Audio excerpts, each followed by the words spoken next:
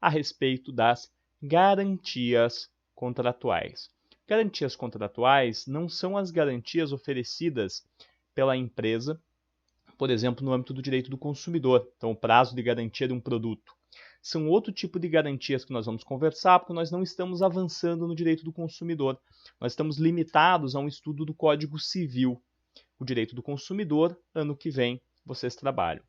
Em relação às garantias contratuais, são dois os grandes institutos que nós vamos estudar, como eu referi, a evicção e os vícios redibitórios.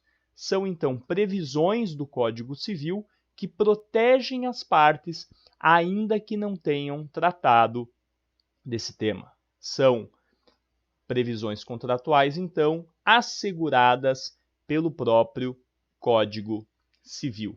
Isso é interessante porque permite uma maior segurança às partes e resolve algumas questões que as partes eventualmente não teriam tido tempo ou oportunidade de negociar, né? Os contratos muitas vezes saem sem todos os elementos necessários, né? Então, estamos falando aí dos artigos 441, onde começam o tema dos vícios redibitórios, e aí na sequência nós temos a análise da evicção. Dois institutos, então, que estão em sequência, a evicção a partir do artigo 447. Então, antes de continuar, o que eu sugiro para você? Pare um pouquinho, faça a leitura do Código Civil, vai ficar mais fácil de acompanhar ou tem o Código Civil em mãos. Vamos seguir então? Vamos começar conversando a respeito da evicção, né? Esse nome eu acho que já causa alguma dúvida, né? Evicção. Do que nós vamos falar será quando a gente fala sobre evicção? Você tem ideia?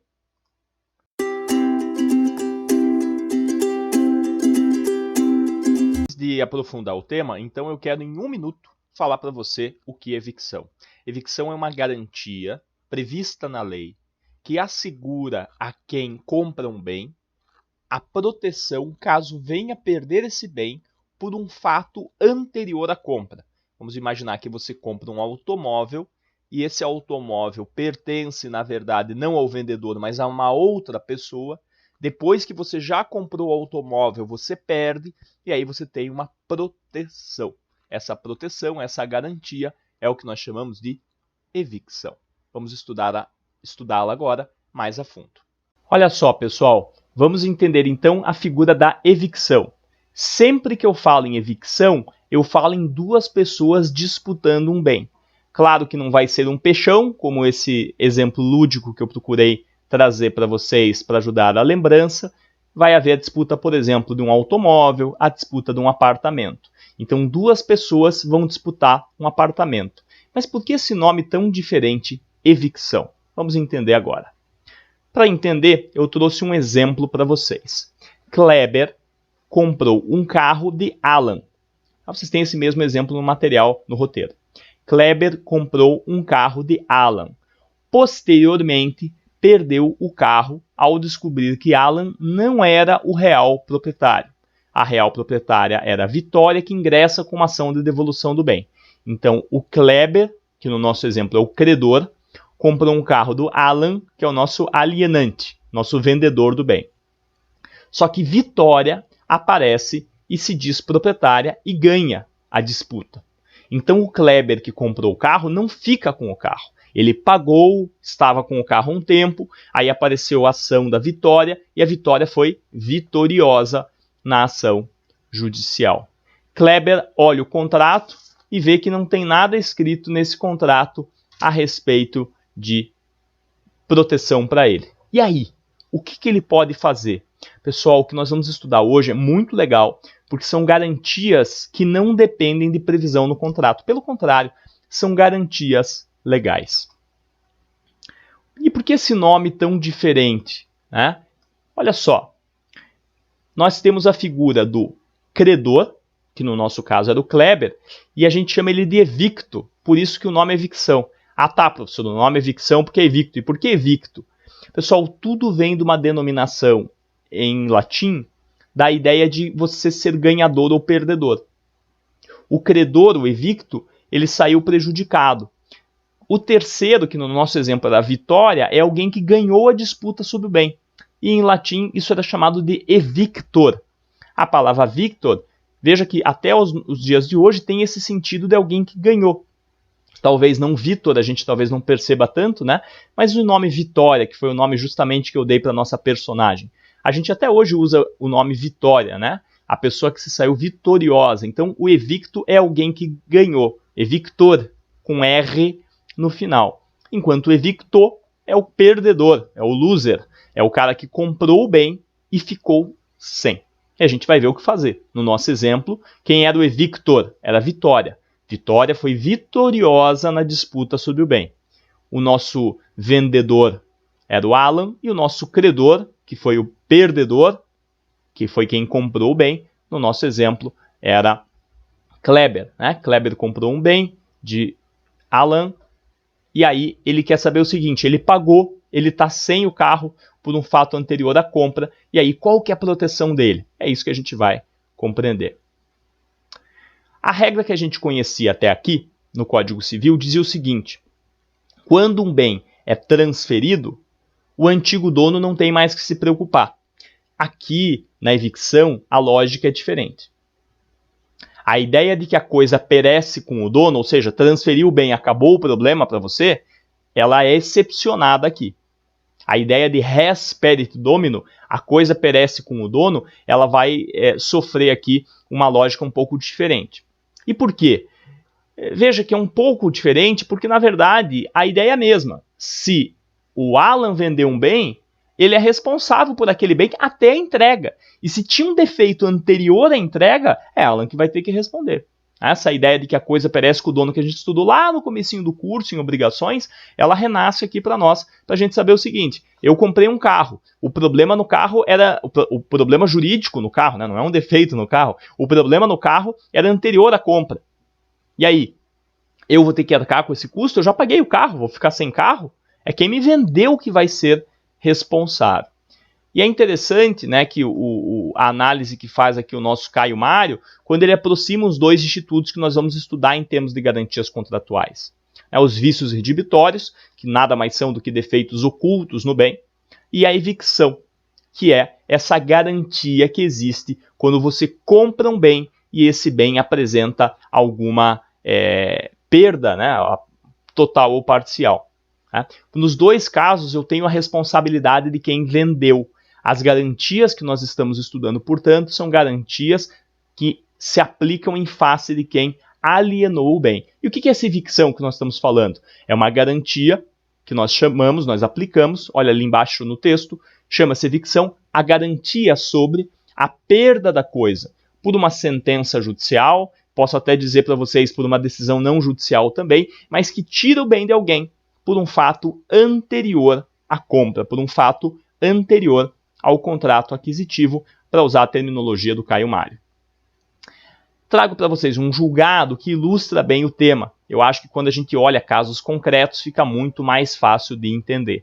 Então, o ministro Luiz Felipe Salomão traz novamente o conceito que nós trabalhamos. A evicção consiste na perda total ou parcial de um bem em virtude de uma decisão judicial, que, como a gente viu, atribui a propriedade a outra pessoa, que nós vimos chama-se evictor, com R no final, em virtude de um fato anterior à sua aquisição.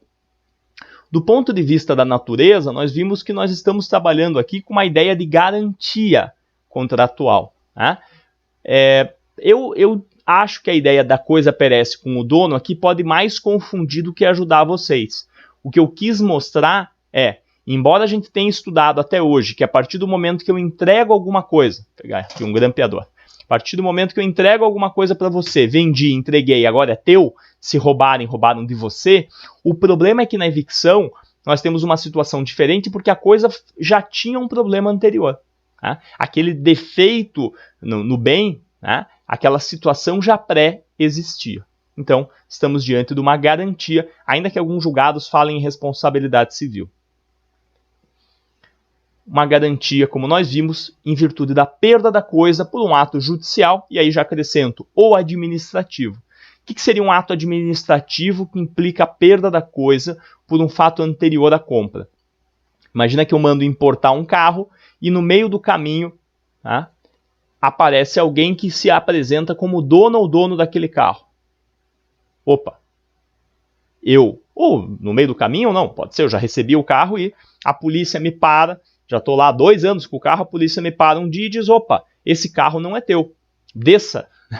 E aí então você tem um problema anterior ao fato aquisitivo, anterior ao meu contrato de compra e venda. Por exemplo, imagine que o vendedor falsificou a documentação para vender para você. E aí o dono ou dona aparecem lá e falam, opa, esse carro é meu. Tá?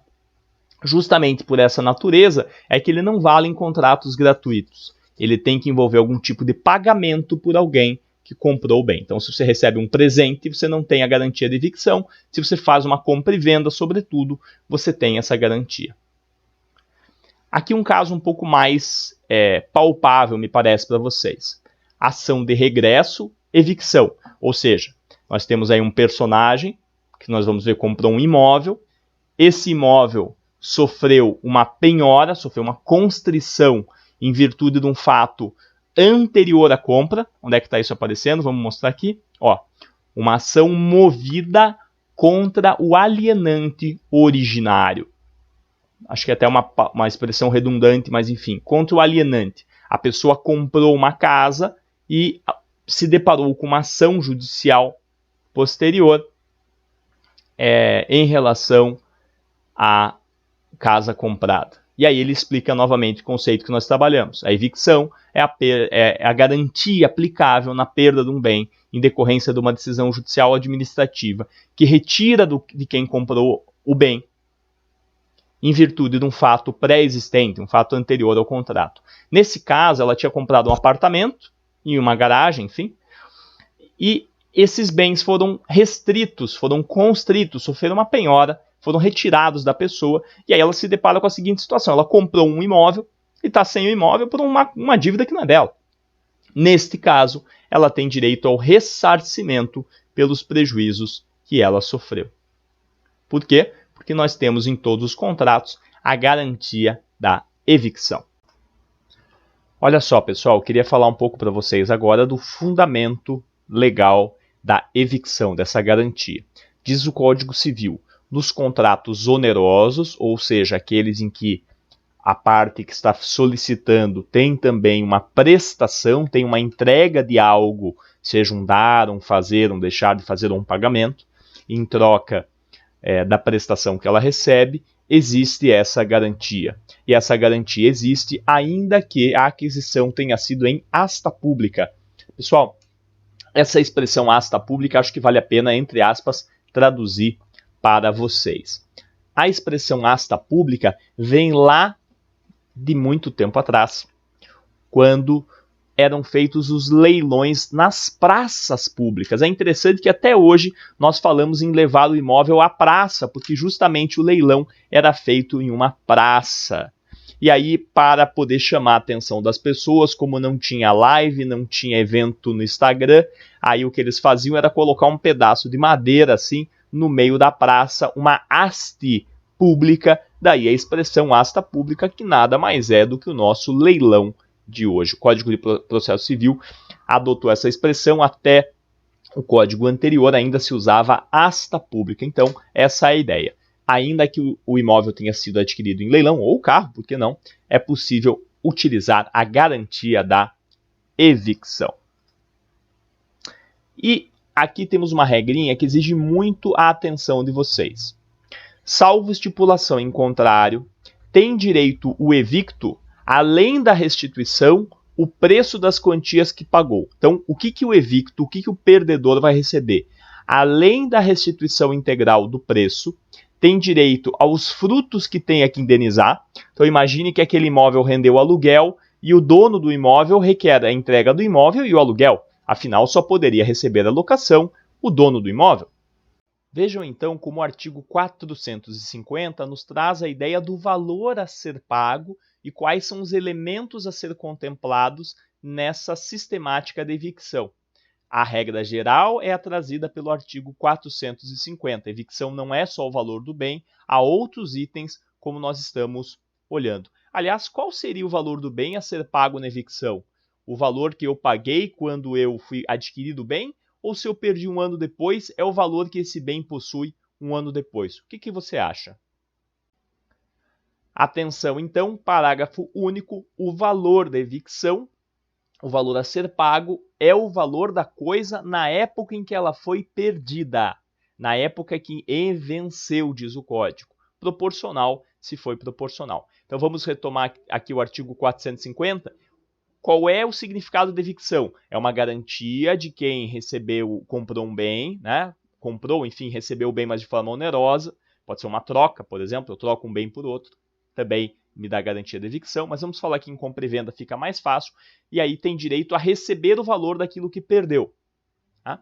Além disso, tem direito a receber os frutos, tem direito a receber despesas que decorreram da negociação, né? Aí a questão do contrato, tem despesas da ação judicial que sofreu, e o valor a ser recebido é o valor do dia em que a pessoa perdeu. Claro, se ela perdeu parte do bem, aí ela tem uma evicção de parte e recebe parte. Então, o artigo 450 nos responde qual é a extensão da proteção da evicção.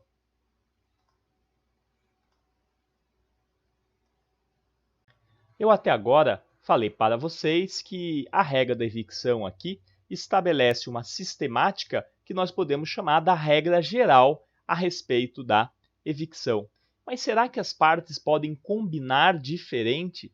Eu quero fazer para vocês, então, um desafio. Leiam os artigos 448 e 449 do Código Civil, 448, 449, e assista na continuação, no próximo vídeo, a resposta a como funciona esse acordo. Já dei aí os artigos, são artigos um pouco truncadinhos de ler. Faça a leitura e volte aqui para a gente continuar conversando no próximo vídeo. Conto com você.